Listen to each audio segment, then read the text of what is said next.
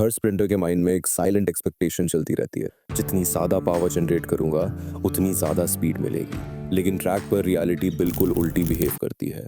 Power का size नहीं, force का डायरेक्शन रेस डिसाइड करता है। एलीट एथलीट्स जितने एक्सप्लोसिव दिखते हैं, उनका असली सीक्रेट हॉरिजॉन्टल पुश होता है। वर्टिकल फोर्स सिर्फ उछालता है, आगे नहीं ले जाता। एथलीट्स अक्सर अज्यूम करते हैं कि एफर्ट इक्वल्स एक्सेलरेशन, लेकिन जैसे ही आप बायोमैकेनिक्स को डिटेल में पढ़ते हैं, एक कोल्ड ट्रूथ सामने आता है। एफर्ट तभी कन्वर्ट होता है जब सिन एंगल लो हो, COM आगे हो और टॉर्सो एक कंट्रोल्ड लीन मेंटेन करे। यूसेन बोल्ट का स्टार्टिंग लीन लेजेंडरी इसलिए है क्योंकि वो फोर्स को सीधा ट्रैक में फीड करता है, हवा में नहीं। कई स्प्रिंटर्स फील करते हैं कि उनकी लेग टर्नओवर स्लो है, लेकिन रिसर्च दिखाती है Why didn't I flinch? Because the laws of science differ fundamentally from those of turnover rarely समस्या होती है। असली इशू होता है न्यूरोमस्कुलर टाइमिंग। अगर हैमस्ट्रिंग लेट एक्टिवेट हो जाए या ग्राउंड कांटेक्ट का टाइनी सा विंडो मिस हो जाए तो एक्सेलरेशन का पूरा रिदम टूट जाता है। क्रिश्चियन कोलमैन के फर्स्ट 10 मीटर्स इसी परफेक्ट टाइमिंग का मास्टर क्लास है। वार्म अप को लोग कैजुअल रूटीन समझ लेते हैं, लेकिन स्पोर्ट्स साइंस रिवील करती है वार्म अप नर्वस सिस्टम को हाई वोल्टेज मोड में शिफ्ट करता है। Activation drills muscle recruitment order set करती हैं, वरना पूरा वर्कआउट बस एक टायर्ड रेपिटेशन बैंक बनकर रह जाता है। बहुत से लोग लंबी स्प्रिंट्स को प्रोग्रेस का शॉर्टकट समझते हैं, लेकिन रिसर्च इंस्टेंटली रियलिटी में खींच लाती है। एक्सेलरेशन स्किल माइक्रो रेप से बनती है। 10 meter, 20 meter, 30 meter. Short burst neural patterns engrave करते हैं। लंबी स्प्रिंट्स फैटीग बनाती हैं, पैटर्न नहीं। और एक एक्सपेक्टेशन हर किसी के अंदर क्वाइटली चलती है, स्पीड किसी दिन नेचुरली अनलॉक हो जाएगी। मोटर लर्निंग साइंस इस मिथ को तुरंत तोड़ देती है। स्पीड तब आती है जब टेक्निक कॉन्शियस से सबकॉन्शियस में स्लिप कर जाती है, जब पैटर्न दिमाग से पहले एक्शन लेता है। यही 6 फंडामेंटल्स एक्सेलरेशन का असली आर्किटेक्चर बनाते हैं, और यही रोड मैप आपकी स्पीड अनलॉक करने का सबसे सीधा रास्ता है। अगर ये ब्रेकडाउन वैल्यूएबल लगा तो कमेंट में एक लाइन जरूर ड्रॉप करें, और ऐसे डीप परफॉर्मेंस ब्रेकडाउन्स के लिए चैनल को लाइक और सब्सक्राइब करना ना भूलें। एक्सेलरेशन की दुनिया में एक अजीब पैटर्न बार बार रिपीट होता है। चाहे एथलीट कितना भी एक्सप्लोसिव दिखे, असली रेस कभी रॉ पावर से शुरू नहीं होती। रेस तभी खुलती है जब बॉडी का पूरा आर्किटेक्चर डायरेक्शन के हिसाब से बिहेव करता है।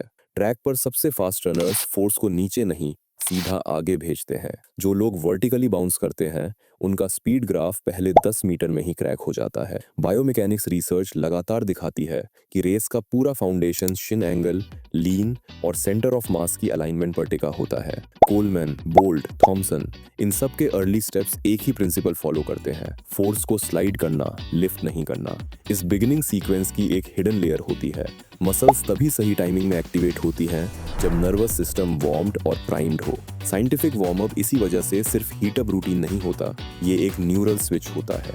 एलीट स्प्रिंटर्स का 45 मिनट का वार्म अप स्टैंडर्ड इसलिए होता है क्योंकि नर्वस सिस्टम को टॉप स्पीड कोडिंग चाहिए होती है, और जब ट्रेनिंग में 10 मीटर, 20 मीटर, 30 मीटर जैसी माइक्रो एक्सेलरेशन रिपीट की जाती हैं, न्यूरो सिस्टम का पैटर्न धीरे धीरे स्टेबल होने लगता है। लंबी स्प्रिंट्स फैटीग लाती हैं, लेकिन छोटी स्प्रिंट्स मैकेनिक्स को इनगेवर करती हैं। फोर्स डायरेक्शन धीरे धीरे ऑटोमेटेड बन जाता है। कुछ रनर्स फर्स्ट स्टेप से ही एक अलग तरह की एनर्जी रिलीज करते हैं। उनके मूवमेंट में एक छुपी हुई ज्योमेट्री होती है। पैर जमीन को ऊपर नहीं, सीधा आगे कट करता है। फोर्स ट्रैक को प्रेस करता है और बॉडी हल्का सा फॉरवर्ड स्लाइड करती हुई फील होती है। जैसे ही फुट बॉडी के पीछे लैंड होता है, पुश पूरा कन्वर्ट हो जाता है, लेकिन एंगल जरा सा भी ऊपर टिल्ट हो जाए तो पहले ही मीटर्स का टेम्पो टूटने लगता है। यहीं पर माइंड एक सवाल क्रिएट करता है, कुछ बॉडीज इतनी स्मूथली ग्लाइड कैसे करती हैं? पीछे एक सिंपल ट्रुथ काम कर रहा होता है। शुरुआत में प्योर स्पीड का पूरा भरोसा हॉरिजॉन्टल प्रेशर पर होता है। जितना प्रिसाइज लीन मेंटेन होता है, उतनी पावर ट्रैक में एब्जॉर्ब होती है। बोल्ट के ओल्ड रेस क्लिप्स में ये डिटेल माइक्रोस्कोपिक लेवल पर दिख जाती है। 50 मीटर तक बॉडी का लीन एक इक्वल रिदम में शिफ्ट होता हुआ। फिर एक और लेयर खुलती है, टाइमिंग। हैमस्ट्रिंग एक पल के लिए भी लेट फायर हो जाए तो लेग साइकिल का टेम्पो हिल जाता है। क्रिश्चियन कोलमैन के फर्स्ट 10 मीटर्स इसी परफेक्ट टाइमिंग का जिंदा एग्जाम्पल है, जहां हर कॉन्टैक्ट विंडो मिली सेकेंड एक्यूरेसी से लॉक होती है।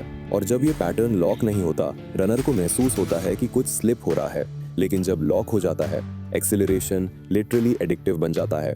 Push smooth, ground light, steps powerful. Training का पूरा आर्किटेक्चर इसी चेन से बनता है। सबसे पहले बॉडी की पोजीशनिंग सेट होती है, लीन, शिन एंगल, कॉम का डायरेक्शन। फिर नर्वस सिस्टम एक्टिवेट किया जाता है, A runs, dribbles, switch drills, muscle order को प्राइम करते हैं। उसके बाद शॉर्ट बर्स्ट 10, 20, 30 मीटर जहां पैटर्न एनकोड होता है बिना फटीग बनाए। और अंत में यही सब एक कंटिन्यूअस रन में मर्ज होता है जहां एक्सेलरेशन सीधा अपराइट स्प्रिंट में ट्रांसफॉर्म हो जाता है। फोर्स का डायरेक्शन बॉडी का एंगल सेट करता है, एंगल स्टेप की टाइमिंग सेट करता है, टाइमिंग नर्वस सिस्टम को ट्यून करता है और ट्यून सिस्टम एक्सेलरेशन को मशीन लाइक कंसिस्टेंट बना देता है। यही पूरा ब्लूप्रिंट एक्सेलरेशन को एक मैकेनिकल मूवमेंट नहीं, एक साइकोलॉजिकल एक्सपीरियंस बना देता है। अगर आपको ये नैरेटिव पावरफुल लगा तो कमेंट में बताएं और ऐसे डीप परफॉर्मेंस ब्रेकडाउन्स के लिए चैनल को लाइक और सब्सक्राइब करें।